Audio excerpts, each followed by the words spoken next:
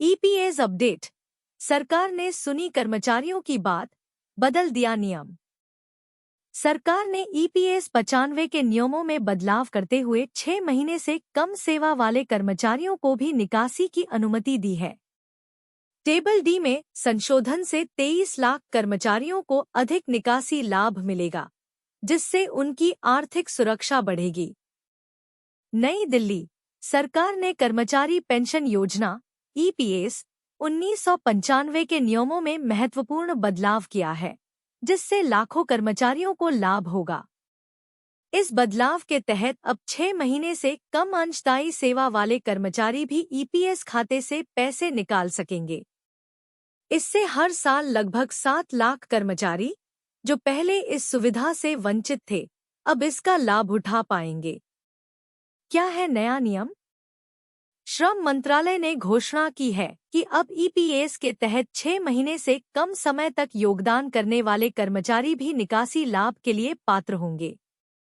पहले केवल 6 महीने या उससे अधिक समय तक सेवा देने वाले कर्मचारी ही इस लाभ के लिए पात्र थे। यह संशोधन उन कर्मचारियों के लिए राहत लेकर आया है, जिनके क्लेम आवेदन सेवा की न्यूनतम अवधि पूरी न करने के कारण खारिज कर दिए जाते थे। टेबल डी में भी संशोधन। सरकार ने टेबल डी में भी संशोधन किया है, जिससे अब विड्रॉल बेनिफिट सदस्य की सेवा की अवधि और वेतन पर आधारित होगा। इसका मतलब है कि अब कर्मचारियों को उनके योगदान के आधार पर तर्कसंगत निकासी लाभ मिलेगा। इस बदलाव से 23 लाख से अधिक ईपीएस सदस्यों को सीधा फायदा होगा।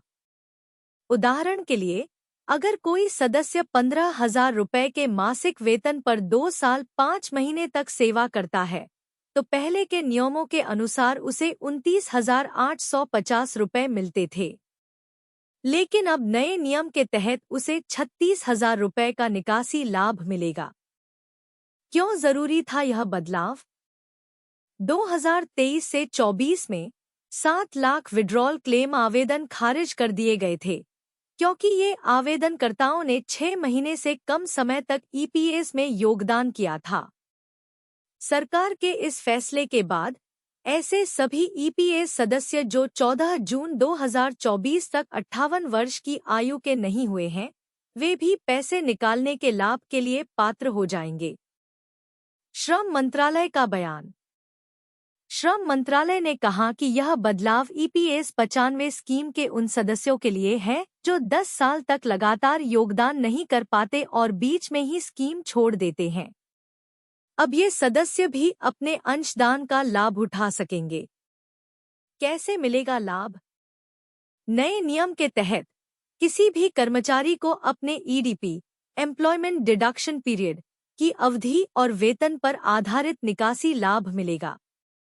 यह लाभ तब भी मिलेगा जब कर्मचारी ने 6 महीने से कम समय के लिए ईपीएस में योगदान किया हो।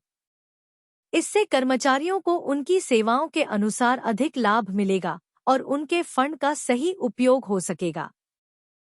सरकार का यह कदम उन लाखों कर्मचारियों के लिए राहत लेकर आया है जो अब तक ईपीएस से उचित लाभ नहीं ले पा रहे थे। टेबल डी में संशोधन और 6 महीने से कम सेवा वाले कर्मचारियों के लिए निकासी सुविधा का विस्तार एक स्वागत योग्य कदम है। इससे कर्मचारियों को न केवल उनके अंशदान का सही लाभ मिलेगा, बल्कि उनकी आर्थिक सुरक्षा भी सुनिश्चित होगी। इस बदलाव से संबंधित सभी कर्मचारियों को सलाह दी जाती है कि वे अपने संबंधित कार्यालय या एचआर विभाग से संपर्क करें और इस नए नियम के तहत अपने ईपीएस निकासी लाभ का दावा करें। ईपीएस 95 पेंशन को लेकर सुप्रीम कोर्ट देगी गुड न्यूज। एक झटके में 300% बढ़ेगी पेंशन। देखें अपडेट। ईपीएस 95 पेंशन को लेकर सुप्रीम कोर्ट देगी गुड न्यूज। कर्मचारियों को जल्द ही सुप्रीम कोर्ट में राहत मिल सकती है। दरअसल सुप्रीम कोर्ट के फैसले से ईपीएफ में योगदान देने वाले लाखों कर्मचारियों की कर्मचारी पेंशन योजना एम्प्लॉय पेंशन स्कीम की पेंशन राशि एक बार में 300% तक बढ़ सकती है। कर्मचारी भविष्य निधि संगठन ईपीएफओ ने कर्मचारियों की पेंशन, कर्मचारी पेंशन योजना के लिए अधिकतम वेतन 15,000 रुपये बेसिक सैलरी तय कर दिया है। मतलब अगर आपकी सैलरी 15,000 रुपये महीने से ज्यादा है तो भी आपकी ईपीएस पेंशन फंड की गणना अधिकतम 15,000 रुपये की सैलरी पर ही होगी। ईपीएस 95 पेंशन को लेकर सुप्रीम कोर्ट देगी गुड न्यूज। अब सुप्रीम कोर्ट ईपीएफओ की इस सैलरी लिमिट को खत्म कर सकता है। यह मामला विचाराधीन है और इस पर लगातार सुनवाई हो रही है। कर्मचारी पेंशन योजना एम्प्लॉय पेंशन स्कीम में पेंशन की गणना आखिरी सैलरी यानी हाई सैलरी ब्रैकेट पर भी की जा सकती है। इस फैसले से कर्मचारियों को कई गुना ज्यादा पेंशन मिलेगी। आपको बता दें कि पेंशन पाने के लिए 10 साल तक कर्मचारी भविष्य निधि ईपीएफ में योगदान करना जरूरी है। वहीं 20 साल की सर्विस पूरी करने पर 2 साल का वेटेज मिलता है। अगर सुप्रीम कोर्ट लिमिट हटाने का फैसला करता है तो इससे आपके ईपीएस पेंशन फंड पर कितना फर्क पड़ेगा, आइए समझते हैं। एम्प्लॉय पेंशन स्कीम में कैसे बढ़ेगी आपकी पेंशन, यहाँ समझें। कर्मचारी पेंशन योजना एम्प्लॉय पेंशन स्कीम की मौजूदा व्यवस्था के मुताबिक अगर कोई कर्मचारी 1 जून 2015 से कहीं काम कर रहा है और अगर वह 14 साल की सर्विस पूरी करने के बाद पेंशन लेना चाहता है तो उसकी पेंशन 15,000 रुपये पर ही कैलकुलेट होती है, चाहे वह 20,000 रुपये के बेसिक सैलरी ब्रैकेट में हो या 30,000 रुपये में। पुराने फॉर्मूले के मुताबिक कर्मचारी को 14 साल पूरे होने पर 2 जून 2030 से करीब 3,000 रुपये ईपीएस पेंशन फंड मिलेगी। पेंशन कैलकुलेट करने का फॉर्मूला है सर्विस हिस्ट्री x 15,000/70।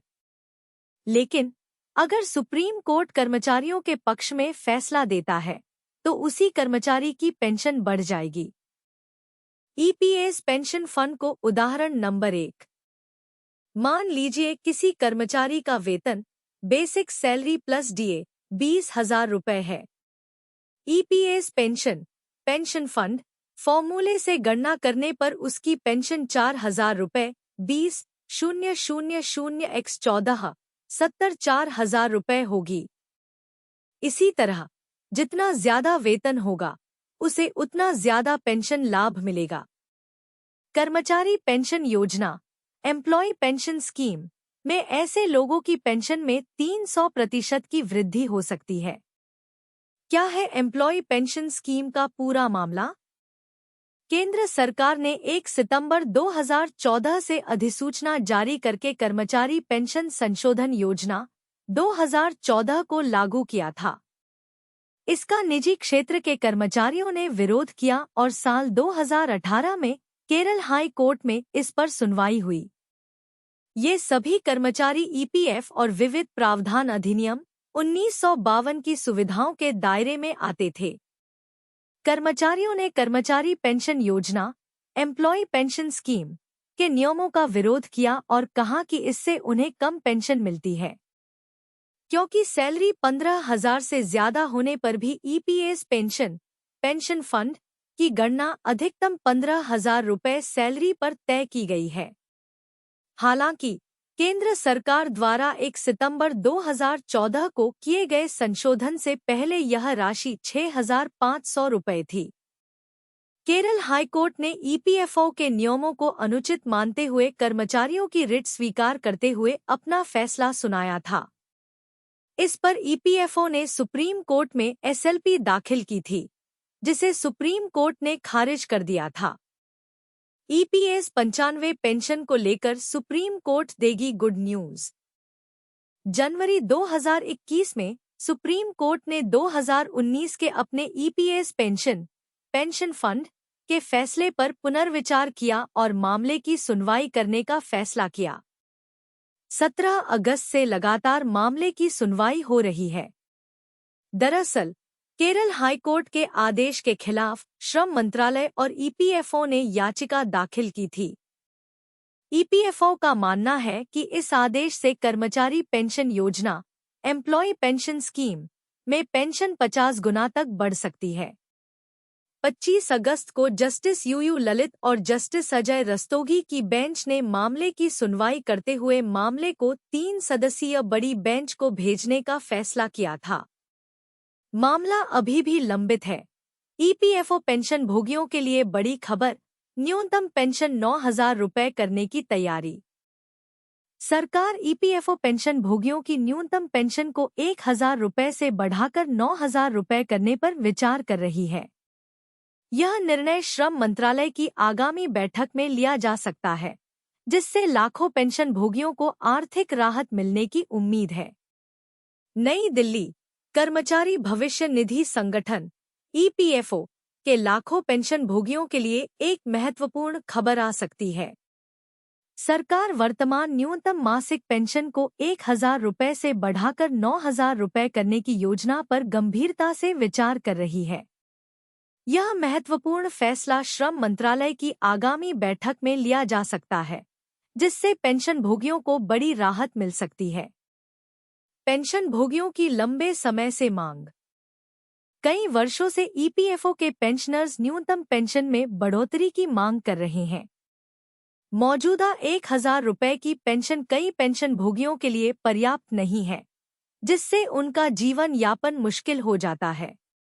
मार्च 2021 में संसद की स्थायी समिति ने भी न्यूनतम पेंशन को 3,000 रुपये करने की सिफारिश की थी, लेकिन अब सरकार इसे सीधे 9,000 रुपये तक बढ़ाने पर विचार कर रही है। बैठक में चर्चा के महत्वपूर्ण मुद्दे। श्रम मंत्रालय की इस महत्वपूर्ण बैठक में 2 प्रमुख मुद्दों पर चर्चा होने की संभावना है। पेंशन भोगियों की मांग के अनुसार न्यूनतम पेंशन को 9,000 रुपये करने पर विचार किया जाएगा। साथ ही इस बैठक में नया वेज कोड बनाने पर भी चर्चा की जाएगी, जिससे कई कर्मचारियों के वेतन ढांचे में बदलाव आ सकता है। पेंशन की गणना पर पुनर्विचार। बैठक में एक अन्य महत्वपूर्ण सुझाव पर भी विचार किया जा सकता है, जिसमें पेंशन की गणना कर्मचारी के सेवानिवृत्ति से ठीक पहले के अंतिम वेतन के आधार पर करने की बात कही गई है। यदि यह प्रस्ताव स्वीकार किया जाता है, तो यह पेंशन भोगियों के लिए एक बड़ी राहत साबित हो सकता है। पेंशन भोगियों के लिए राहत की उम्मीद। सरकार के इस कदम से पेंशन भोगियों को निश्चित रूप से राहत मिलेगी, जिससे उनका जीवन स्तर सुधरेगा और वे आर्थिक रूप से अधिक सुरक्षित महसूस करेंगे। श्रम मंत्रालय की बैठक में इस पर अंतिम निर्णय लिया जाएगा और इसके बाद इस योजना के लागू होने की संभावनाओं पर ध्यान दिया जाएगा। यह देखना दिलचस्प होगा कि इस योजना को कब तक लागू किया जाता है और इसका लाभ कितने पेंशन भोगियों तक पहुंचता है। सरकार की इस पहल से पेंशन भोगियों और उनके परिवारों के लिए निश्चित रूप से एक बड़ा बदलाव आ सकता है।